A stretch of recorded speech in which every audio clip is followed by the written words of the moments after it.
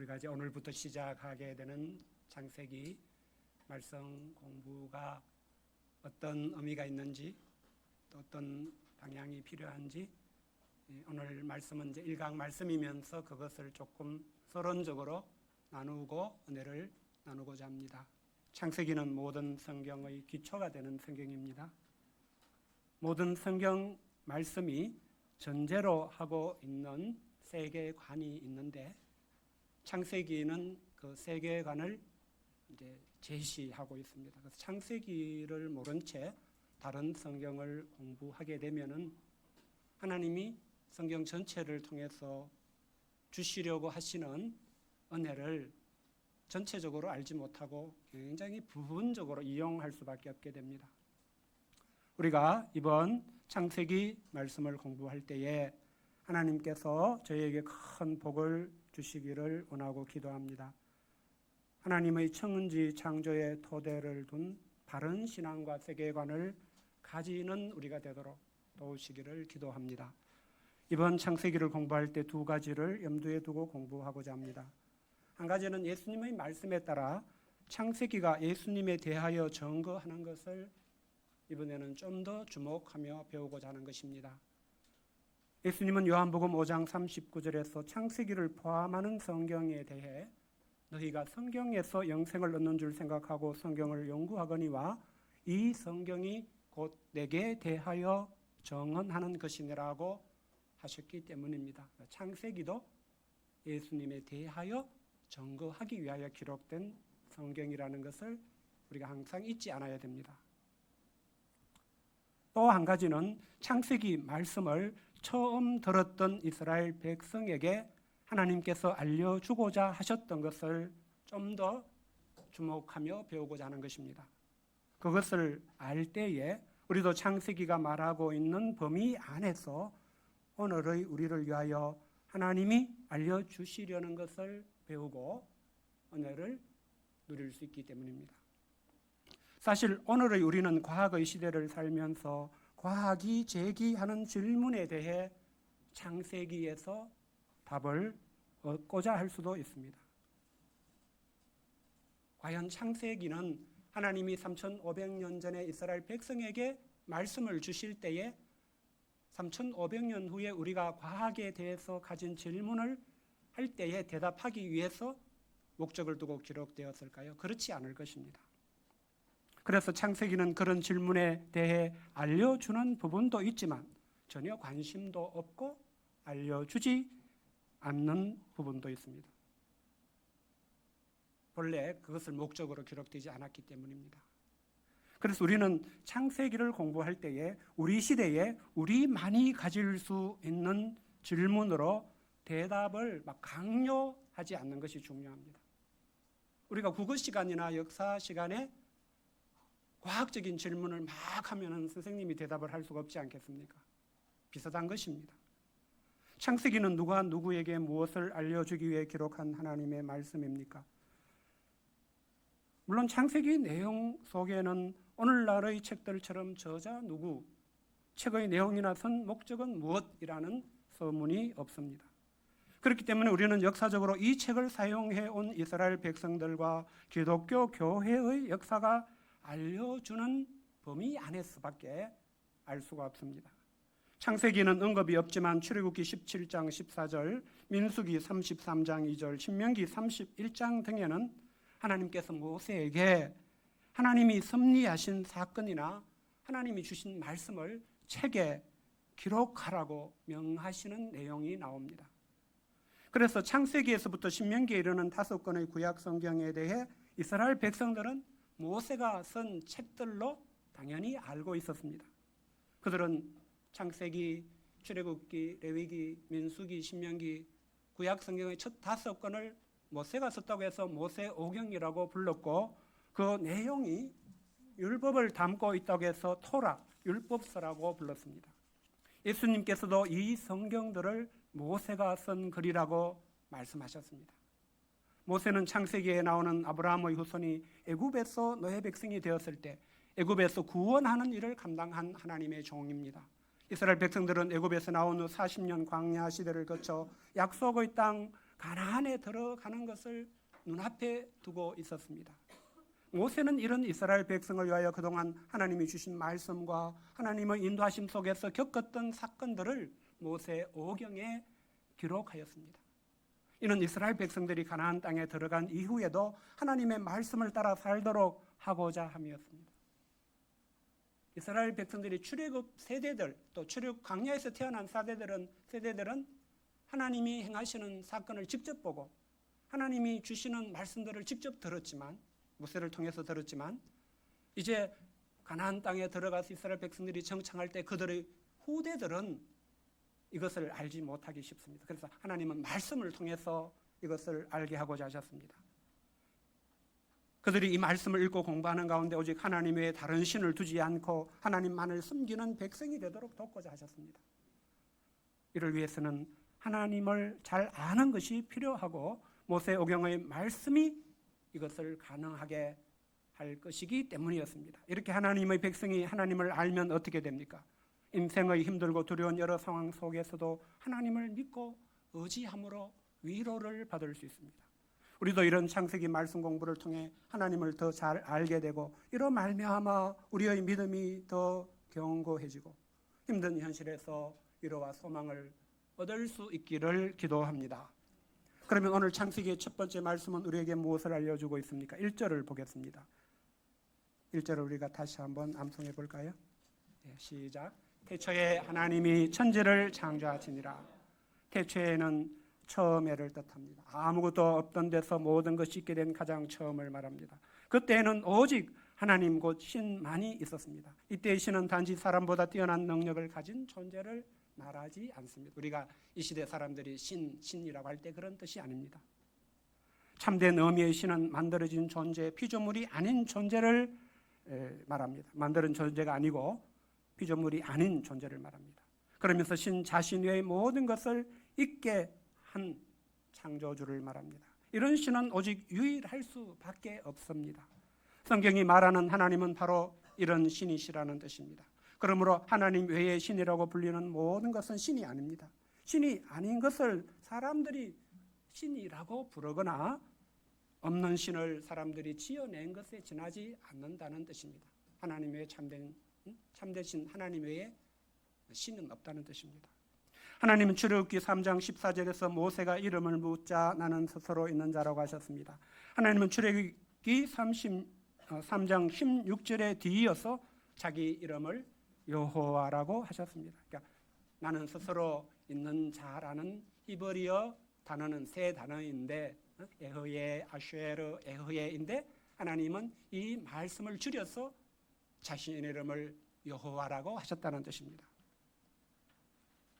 모세는 하나님의 말씀을 기록하면서 그 첫 말씀을 창세기 1장 1절로 시작했습니다. 이후 2장 3절까지 해서 이 하나님이 천지와 사람을 6일 동안 창조하시고 7일 동안 안식하셨음을 밝힙니다. 그런 후에 2장 4절에서 여호와 하나님이란 이름을 사용합니다. 이는 이스라엘 백성들에게 이스라엘의 하나님 여호와, 우리의 신 여호와는 바로 창조주 하나님이셔라는 것을 알려주려는 것이었음을 알 수 있습니다. 오늘 우리가 살펴보는 중인 1장 1절부터 25절까지에는 하나님이 첫째 날 천지를 시작으로 여섯째 날 동물을 창조한 내용까지가 나옵니다. 하나님은 먼저 천지를 창조하셨습니다. 천지는 영어 성경을 보면 관사가 없는 heavens와 지구를 the earth, 관사가 있는 the earth, 지구로 나와 있습니다.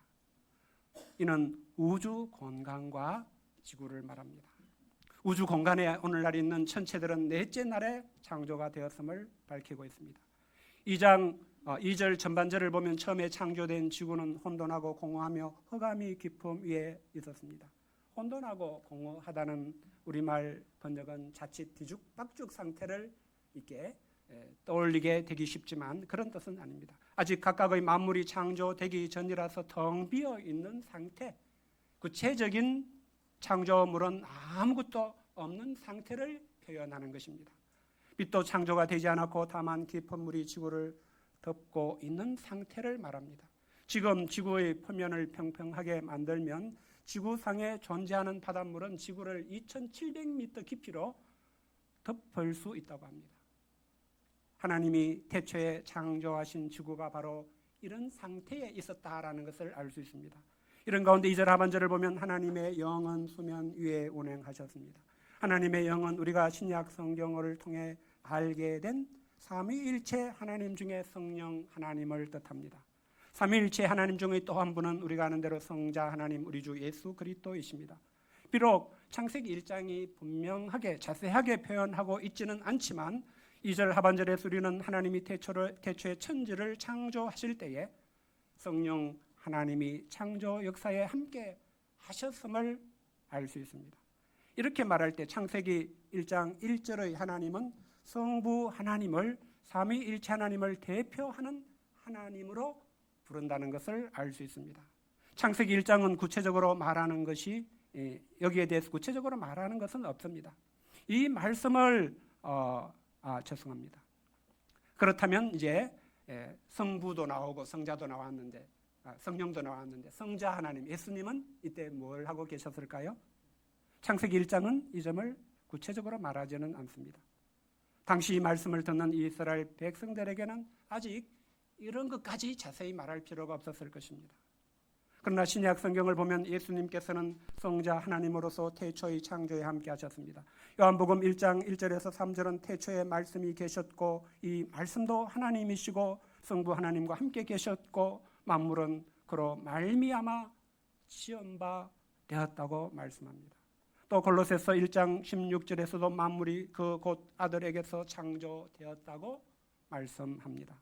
우리는 이제 신약 성경을 통해서 하나님의 창조 사건에 대해서 좀 더 많은 말씀을 들었고 알 수 있게 된 입장이 있습니다. 이런 입장에서 보면 삼위일체 하나님이 천지 창조를 하셨다고 이해하면 될 것입니다. 더 자세히 말할 수 있다면 하나님의 천지 창조는 성부 하나님께서 창조를 뜻하시고 계획하시고 성자 하나님께서 그 뜻대로 말씀으로 명하시고 성령 하나님께서 그 말씀대로 이루어지게 하신 삼위일체의 하나님이 이루신 역사가 천지 창조였다. 이렇게 신약에서 보면은 그렇게 이해할 수 있습니다.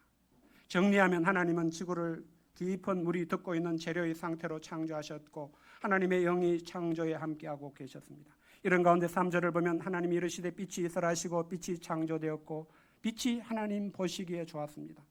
이것도 신약 성경의 관점에서 보면 하나님이 이르셨다. 하나님이 말씀하셨다는 것은 요한복음 1장 3절과 골로새서 1장 16절에 기초하면 말씀이신 성자 하나님이 행하신 일을 뜻하는 것으로 이해할 수 있을 것입니다.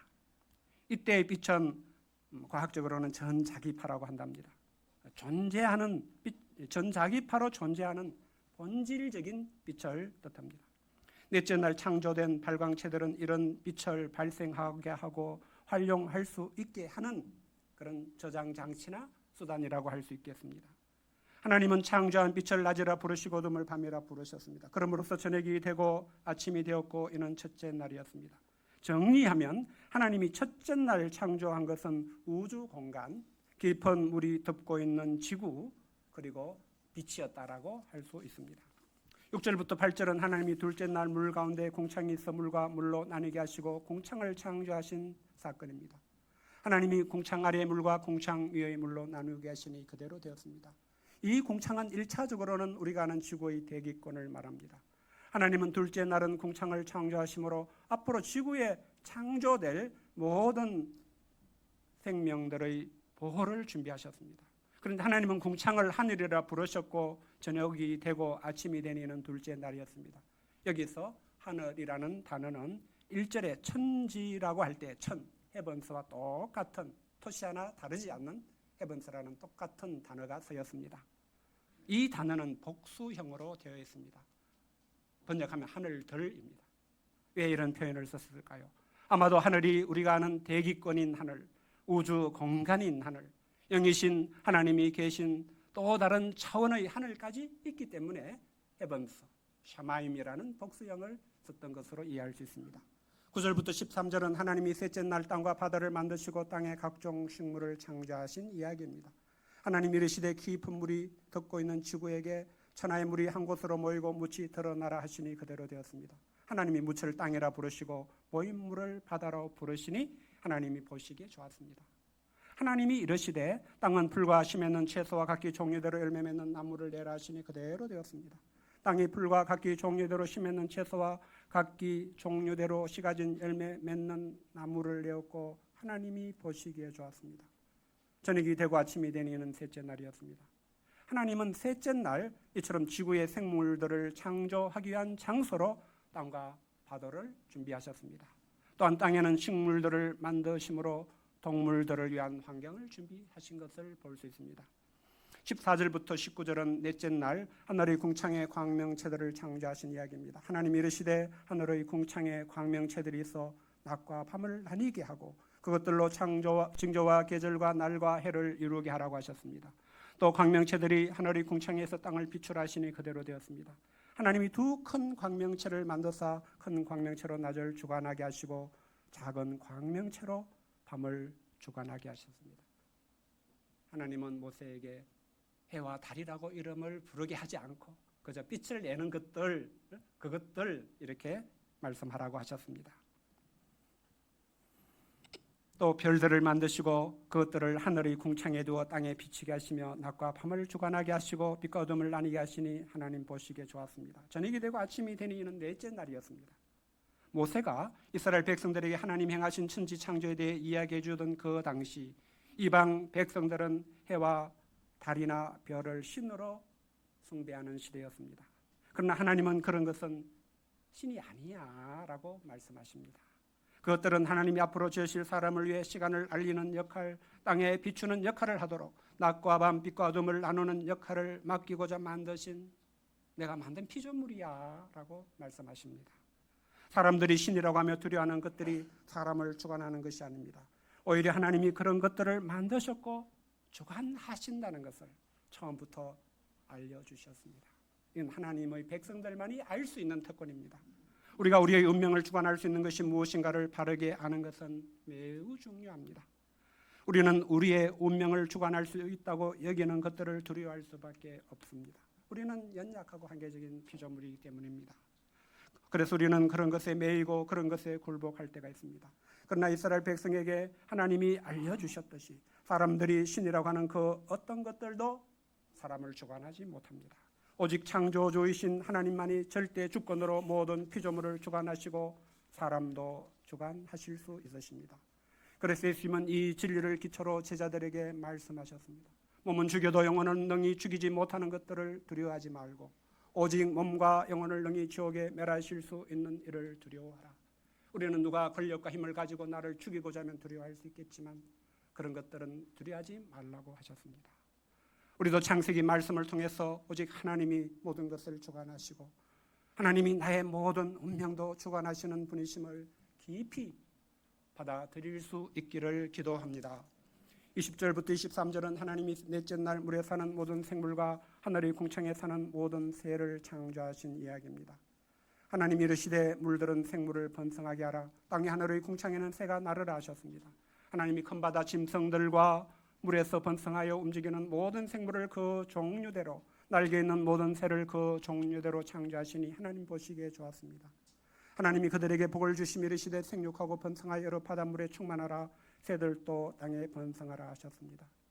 제가 간혹 내셔널 지오그래픽에서 촬영한 지구의 생태계의 그런 영상들을 볼 때가 있는데 참으로 이렇게 생물이 번성하는 그런 영상들을 보면 너무나 위대하고 장엄하고 아름다운 것을 볼 수 있습니다.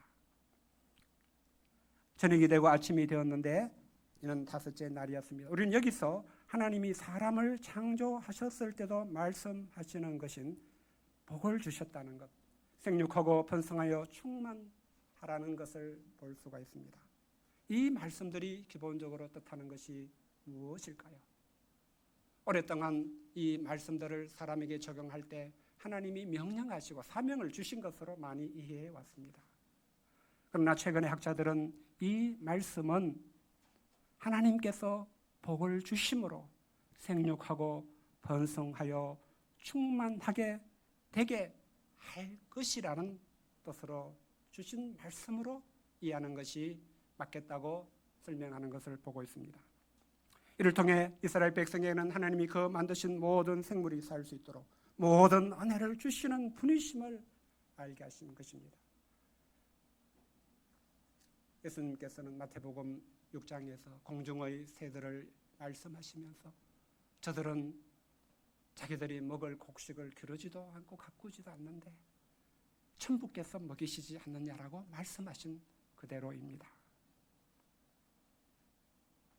이 하나님이 지난 광야 40년 동안 하늘에서 만나를 내려 이스라엘을 먹이신 하나님이십니다. 날마다 일용할 양식을 주신 신실한 하나님이십니다. 앞으로 이스라엘이 가나안 땅에 들어간 후에도 모든 필요를 공급해 주시고 하나님의 축복 속에 살게 하실 것에 대해서 모세는 알게 되기를 원한 것입니다.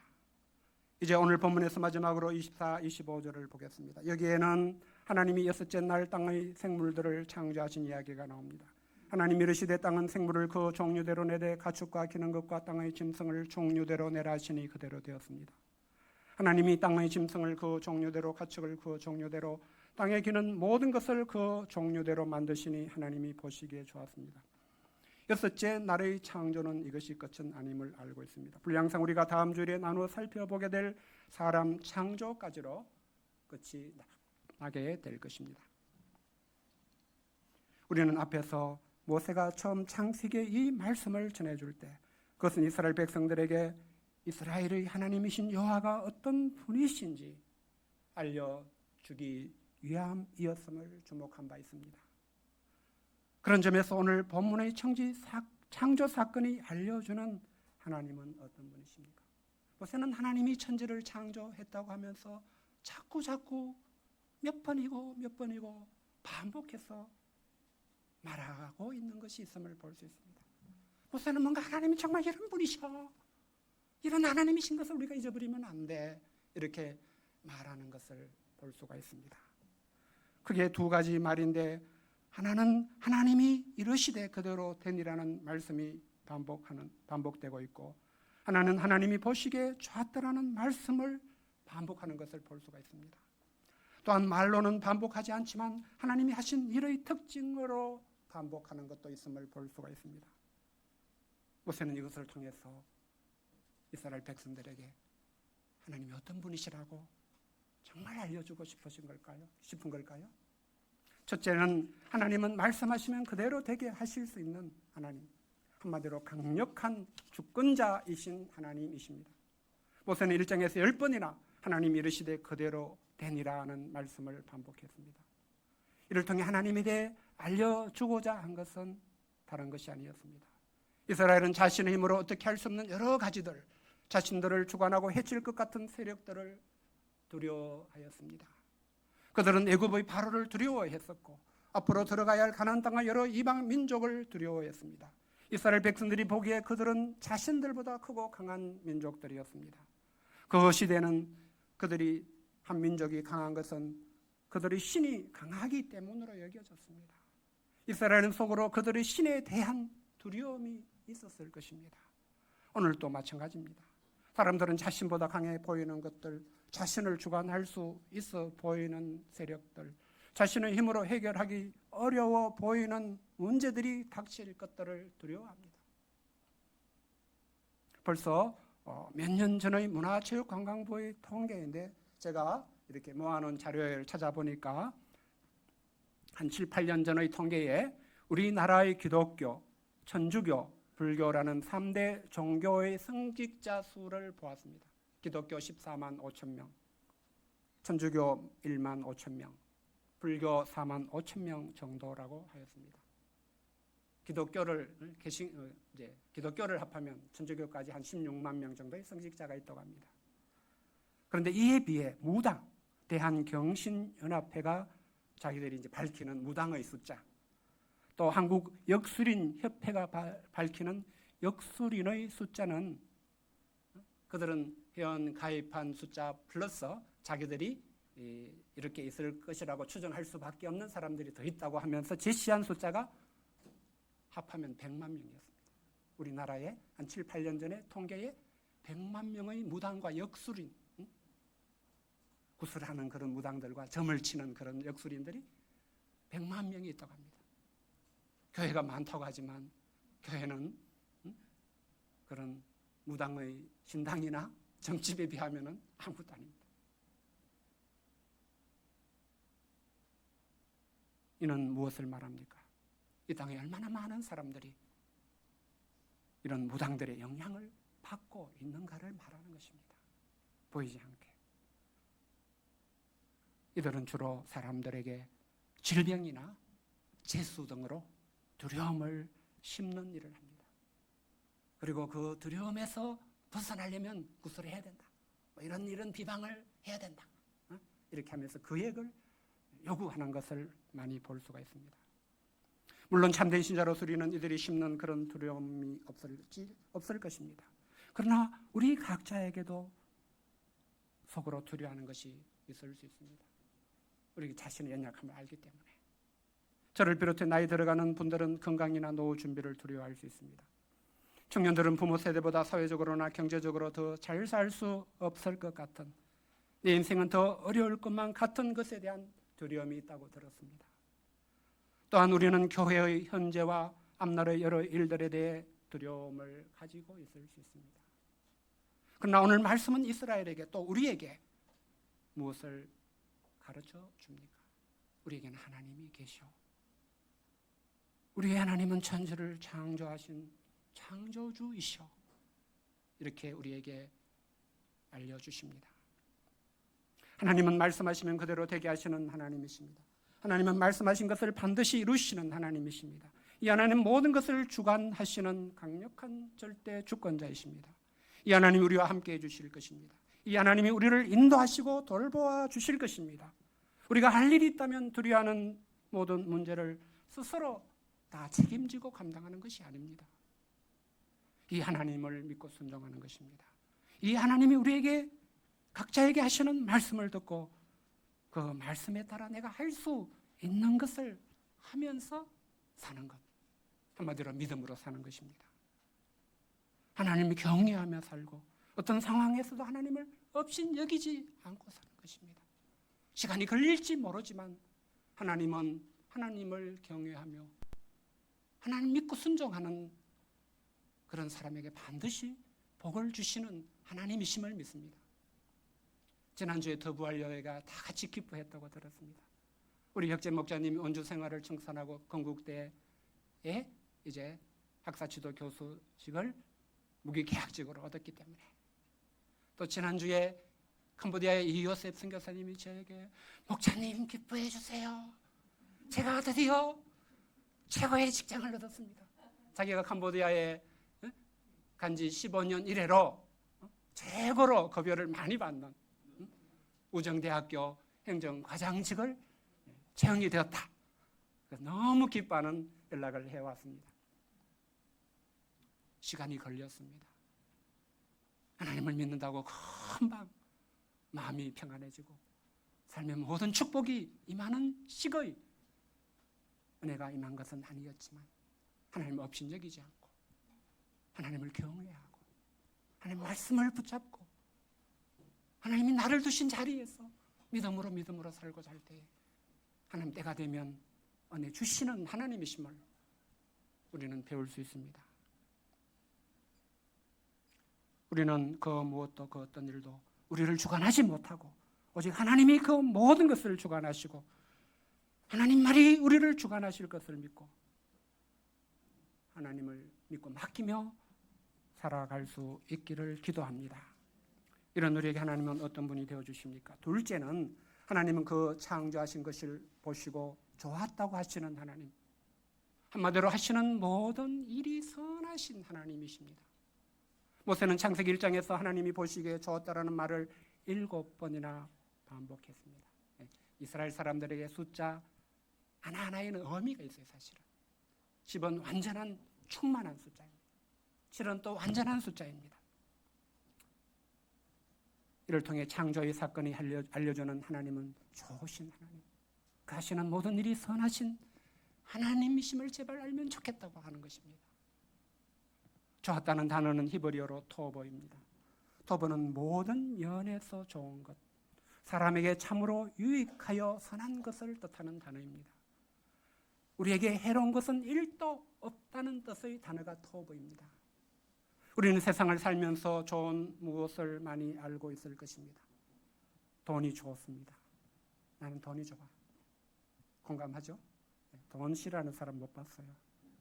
명예가 좋고 권력이 좋다는 것을 압니다. 사람의 인정을 받는 것이 좋고 칭찬을 받는 것이 좋다는 것을 압니다. 남들보다 더 큰 능력, 더 나은 실력을 갖추고 영웅이 되는 것을 좋게 여깁니다.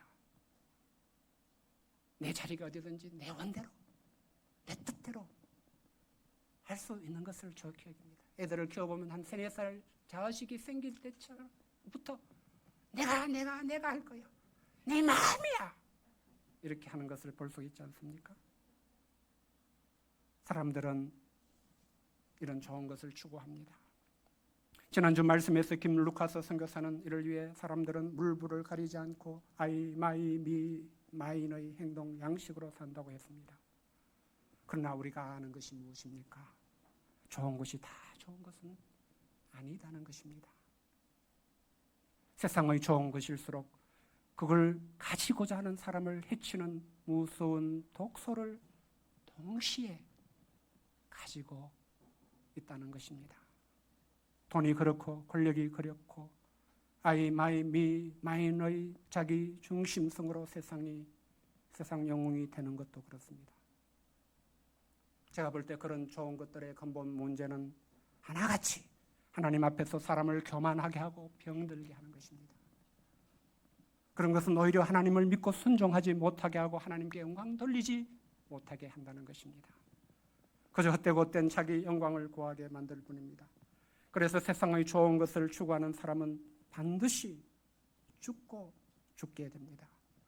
한편으로 우리는 이런 세상의 좋은 것을 얻지 못할까를 두려워합니다. 세상의 좋은 것이 내게 없는 것에 열등감을 느끼고 부끄러워합니다. 그러나 오늘 말씀은 이런 우리에게 무엇을 말씀해 주십니까? 우리는 좋으신 하나님, 선하신 하나님이 계셔. 왜 이것을 무시해? 라고 하는 것입니다. 하나님은 우리에게 있어야 할 하나님 우리에게 진정으로 있어야 하는 좋은 분, 유익한 분, 선한 분이십니다. 이 하나님 우리와 함께 하시며 우리를 돌보시고 우리가 겪는 모든 일이 합력하여 선을 이루도록 섭리하십니다. 신약 성경 야고보서 1장 17절은 온갖 좋은 은사와 온전한 선물이 다 위로부터 빛들의 아버지께로부터 내려오나니 그는 변함도 없으시고 회전하는 그림자도 없어지니라고 말씀합니다. 변함도 없고 회전하는 그림자도 없다는 것은 하나님이 우리에게 주시는 것은 해로운 것은 1도 없다는 뜻입니다. 그래서 예수님 우리가 걱정하고 두려워할 때마다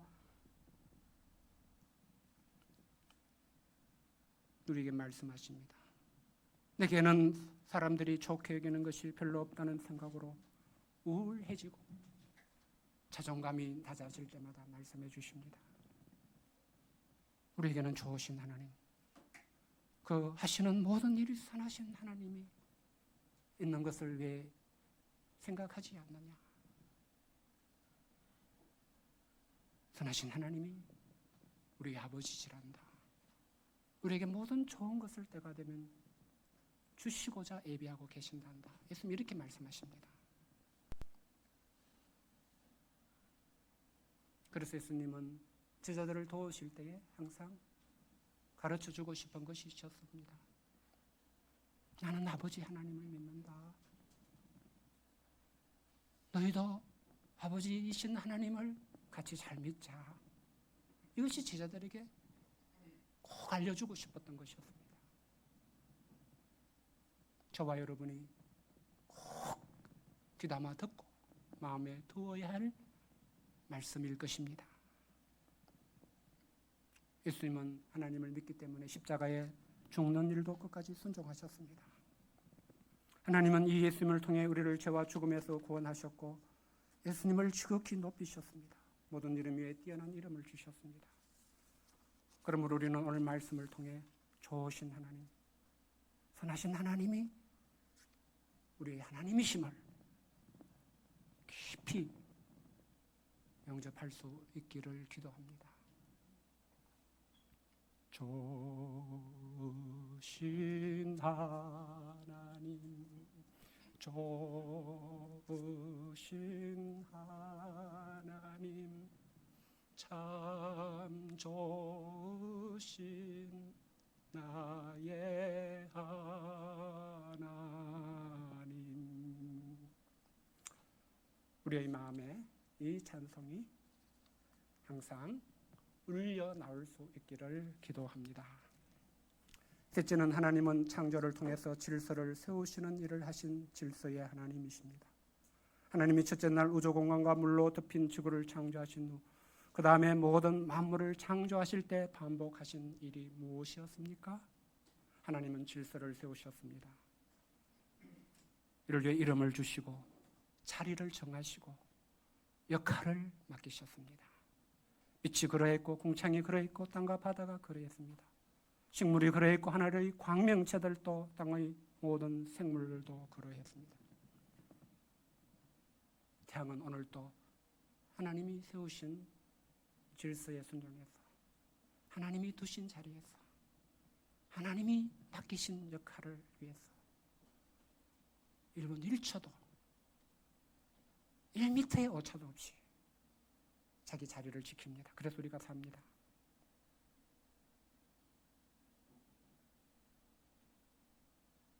하나님이 그렇게 하심으로 만물은 하나님이 세우신 질서 안에서 하나님의 축복, 하나님의 모든 은혜를 누렸습니다.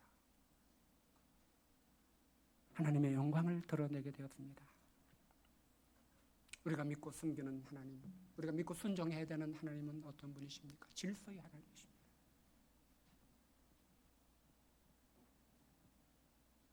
질서를 중요하게 여기시는 하나님이십니다.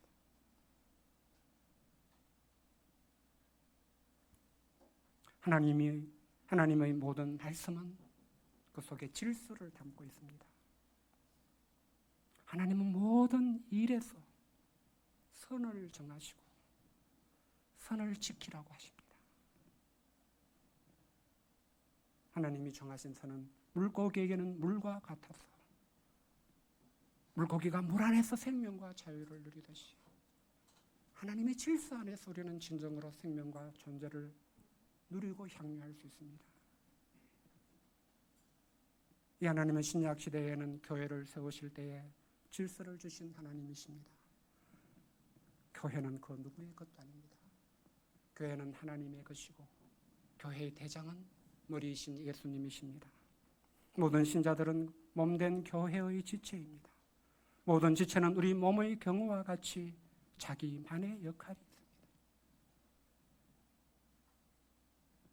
제가 5월 달에 너무 몸에 무리를 많이 해서 제 간과 담낭이 제 역할을 못해서 한나절 동안 통증에 시달리다가 응급실에 가서 3박 4일 입원을 하고 나오면서도 우리 몸의 지체가 자기 자리에서 맞은 역할을 잘하는 것이 얼마나 중요한가 배우게 됩니다.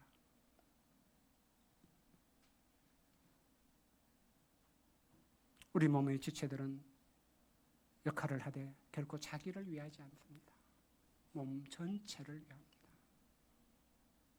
그러므로 우리는 모든 것과 모든 일에 내가 중심이 되고자 하지 않아야 합니다. 오히려 모든 것과 모든 일을 위해 한 지체로 있고자 하고 겸손히 자기 일을 감당할 수 있고자 해야 됩니다. 이것이 창조주 하나님을 믿는 신앙입니다. 이 상을 통해 우리는 우리의 하나님이 창조주 하나님이심을 배웠습니다. 우리는 인생이 힘들 때마다 우리 하나님이 창조주 하나님이심을 생각하며 위로를 받을 수 있기를 기도드립니다. 우리 하나님은 강력한 주권자 하나님, 좋으신 하나님, 나의 생명과 자유를 위하시는 하나님이십니다. 이 하나님이 저와 여러분과 함께 하실 것입니다. 이 하나님이 저와 여러분을 돌보시고 인도하실 것입니다. 이 하나님이 우리 인생에서 만나는 모든 일이 합력하여 선을 이루도록 하실 것입니다. 우리가 창세기를 통해 이 하나님을 더욱더 잘 알게 되고 이 하나님을 잘 믿는 그런 신앙을 가질 수 있기를 기도합니다. 1절 읽고 기도하겠습니다. 네, 시작. 태초에 하나님이 천지를 창조하십니다. 하나님 아버지, 우리에게 창세기 말씀을 주셔서 우리가 연약하고 한계적이고 타락한 본성을 인하여서 헛된 인생을 살다가 망하지 않도록 하나님을 알게 해 주셔서 감사를 드립니다. 오늘은 창조주 하나님이 우리 하나님이신 것을 알게 해 주셔서 감사합니다. 우리가 이 말씀을 마음에 새길 수 있도록 도와주시옵소서. 주권자 하나님, 좋으신 하나님, 우리 인생을 돌보시고 인도하실 창조주 하나님을 우리가 굳게 믿고 믿음으로 자기 자리를 지키며 자기 역할을 감당하며 하나님께 영광 돌리게 축복해 주시기를 간절히 기도드립니다. 예수님의 이름으로 기도하였습니다.